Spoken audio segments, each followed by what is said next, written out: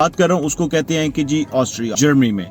इसके अलावा इंग्लिश की बात करते हैं जिनको हम ये कहते हैं कि जो एक मार्जिनल लाइन है, और नॉर्मली एक शॉर्ट सा स्टे होता है, प्रेजेंट करके आप वहाँ की नेशनलिटी भी ले सकते हैं। ऑस्ट्रिया आपको ऐसे अर्ज करता है कि आप वहाँ पे आप ये कह सकते हैं कि डिमांडिंग जॉब है, जो मार्केटिंग, डिजिटल मार्केटिंग से, कि आप अगर किसी थर्ड कंट्री रेजिडेंसी से आ रहे हैं, करता हूँ यहाँ पे जो सबसे इंपॉर्टेंट है कि hi guys, welcome to my YouTube channel, welcome to another interesting vlog. एक नई इन्फॉर्मेटिव इंटरेस्टिंग वीडियो लेके मैं आप लोगों के पास आया हूँ। हमने एक सीरियल स्टार्ट की है जिस सीरियल का नाम है लेट्स गो।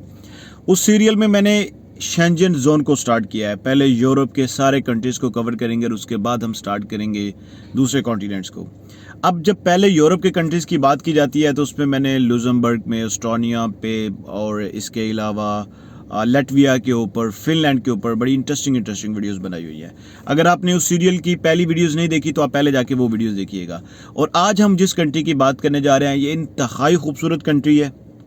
इस कंट्री का वीज़ा लेना डिफरेंट कंट्रीज से डिफरेंट सिनेरियो है। क्या क्या सिनेरियो है वो भी मैं आप लोगों के साथ शेयर करूंगा, डिस्कस करूंगा। इस कंट्री में बोली जाने वाली ज़ुबान के बारे में मैं आप लोगों को बताऊंगा। इस कंट्री के बॉर्डर्स के बारे में मैं आप लोगों को बताऊंगा। और सबसे इंटरेस्टिंग बात मैं बताता हूं कि ये जो कंट्री है, ये कंट्री में कौन कौन सी जॉब्स जो है ना वो डिमांडेबल है।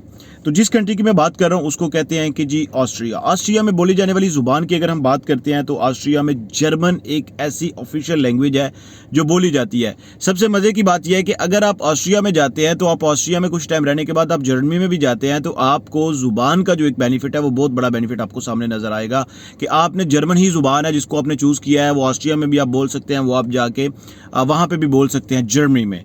इसके अलावा इंग्लिश की बात करते हैं तो एक वाइड रेंज के ऊपर जो है ना वो यहाँ के ऊपर लोग जो है वो इंग्लिश जुबान का यूज़ करते हैं।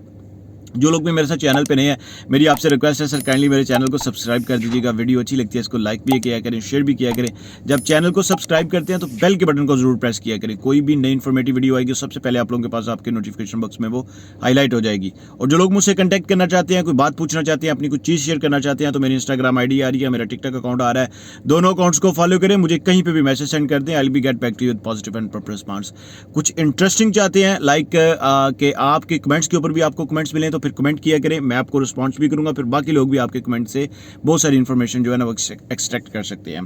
तो बात करते हैं कि ये जो ऑस्ट्रिया कंट्री है इसके जो बॉर्डर हैं वो जर्मनी के साथ, चेक रिपब्लिक के साथ, स्लोवाकिया के साथ और हंगरी के साथ जो है ना वो अटैच्ड है। लाइक ये एक ऐसा कंट्री है जो आपके साथ यूरोप के वो सारे कंट्रीज इसके साथ अटैच्ड है जिनको हम ये कहते हैं कि जो एक मार्जिनल लाइन है।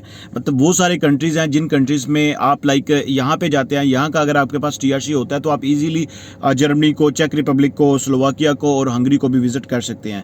अगर हम बात करते हैं कि ये कंट्री चीपर है, रहने के पॉइंट ऑफ व्यू से ये चीपर बिल्कुल भी नहीं है। लेकिन हाँ, आप एक चीज़ इसमें मैं आप लोगों के साथ शेयर कर देता हूँ कि अगर आप वहाँ पर परमानेंटली रह रहे हैं और आपने परमानेंटली वहाँ पर रहना है तो आप यहाँ पर अपनी सोर्स ऑफ इनकम को ऐसे मैनेज कर सकते हैं कि आप इसकी बहुत सारी कैपिटल से साइड पे स्टेट्स हैं जो बहुत इकोनॉमिकल हैं, जहां पे रहने से आप अपने पैसों की सेविंग भी कर सकते हैं और आप जो है ना वो उस स्टेट में रह के अर्निंग भी अच्छी कर सकते हैं। लेकिन यहाँ पे पॉइंट एक ये है कि जो विजिट के ऊपर जाते हैं उनके लिए ये किस तरह से है। तो उनके लिए उन्होंने नॉर्मली एक शॉर्ट सा स्टे होता है उनका 5 और 6 और 7 और 10 डेज। तो डेफिनेटली अगर वो इसके कंट्री को कैपिटल को देखना चाहते हैं तो इसका जो कैपिटल है डेफिनेटली वो थोड़ा सा एक्सपेंसिव है, वो चीप बिल्कुल भी नहीं है। अगर हम इसकी हिस्टोरिकल बात करते हैं तो ये कंट्री किस पॉइंट ऑफ व्यू से जाना जाता है, तो अपनी हिस्टोरिकल वैल्यू के पॉइंट ऑफ व्यू से जाना जाता है, आर्ट एंड आर्किटेक्चर के पॉइंट ऑफ व्यू से जाना जाता है, हेल्थी लाइफस्टाइल के पॉइंट ऑफ व्यू से जाना जाता है। और सबसे बड़ी बात, ये वो कंट्री है, ऑस्ट्रिया एक ऐसा कंट्री है कि अगर आपके पास कोई स्पोर्ट्स की स्किल है, आप स्पोर्ट्समैन हैं, आप बैडमिंटन अच्छा प्ले करते हैं, आप क्रिकेट अच्छी खेलते हैं, हॉकी अच्छी खेलते हैं, तो आप अपनी स्पोर्ट्स स्किल को ऑस्ट्रिया में जाके, ऑस्ट्रिया के क्लब्स में जाके रिप्रेजेंट करके आप वहाँ की नेशनलिटी भी ले सकते हैं, TRC भी ले सकते हैं। वहाँ पे आपको गवर्नमेंट सपोर्ट भी करेगी आपकी स्पोर्ट्स को ऊपर लेके आने के लिए, आपको स्पोर्ट्समैन बनाने के लिए। ये एक ऐसा कंट्री है कि जहाँ पे जाके आप अपने आप को, अगर आपके अंदर स्पोर्ट्स की स्किल है तो आपको आपकी नेशनलिटी मिल सकती है, जो कि बहुत कम कंट्रीज जो है ना वो इस तरह सर्च करते हैं। लेकिन ऑस्ट्रिया आपको ऐसे अर्ज करता है कि आपके अंदर अगर ये स्किल्स है तो आप आए, हम आपको आगे लेके आते हैं।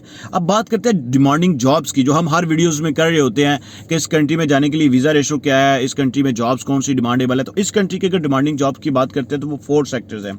सबसे पहला सेक्टर आता है अकाउंट्स का, मतलब फाइनेंस का, जिसमें फाइनेंस की जॉब्स जो है ना वो काफ़ी सारी वहाँ पे आप ये कह सकते हैं कि डिमांडिंग जॉब है। Junior accountant, senior accountant, accountant की जॉब, फाइनेंशियल कंट्रोलर की जॉब, ये जो वो जॉब्स हैं। दूसरा दूसरा डिपार्टमेंट आता है हेल्थ सेक्टर, जिसमें नर्सेज की जॉब्स जो है ना वो सबसे ज़्यादा डिमांडेबल है, मेल है या फीमेल नर्सेज है उनकी जॉब सबसे ज़्यादा डिमांडेबल है।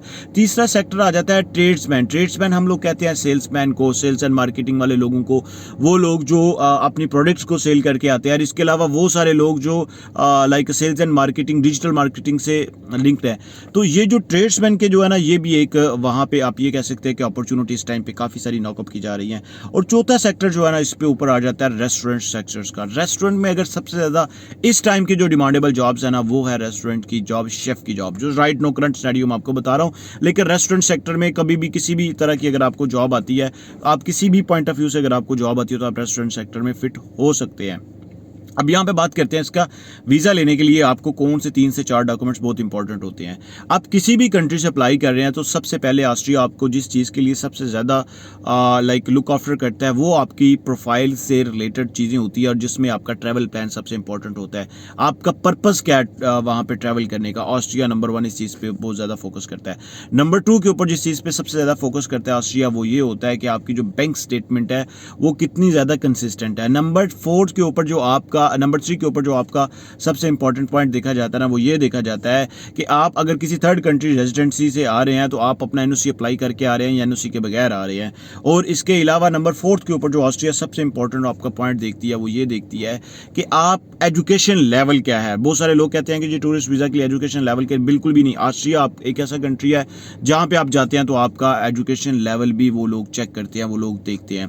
ऑस्ट्रिया से रिलेटेड एक जो भी ब्रीफ इन्फॉर्मेशन थी मैंने आप लोगों के साथ शेयर की है। एक वेज रेट की बात मैं करता हूँ यहाँ पे, जो सबसे इंपॉर्टेंट है कि लोगों के माइंड में अक्सर एक क्वेश्चन आता है कि जी अगर यहाँ पे हम जाते हैं तो हमें कितना वेज रेट मिलता है। वेज रेट हम ये कह सकते हैं कि एक नॉर्मल जो वेज रेट है ऑस्ट्रिया में वो ये है कि आप लोगों को 1500 यूरो से लेकर 2000 यूरो तक भी मिल सकते हैं ऑस्ट्रिया में। अगर आप ऑस्ट्रिया में जाके लाइक मंथली बेसिस पे देखते हैं तो एवरेज जो है वो 1500 यूरो है, और जो आप कह सकते हैं जो ब्रैकेट बनाई गई है वो 1500 और 2000 के बिटवीन की जो ब्रैकेट है वो आपकी है।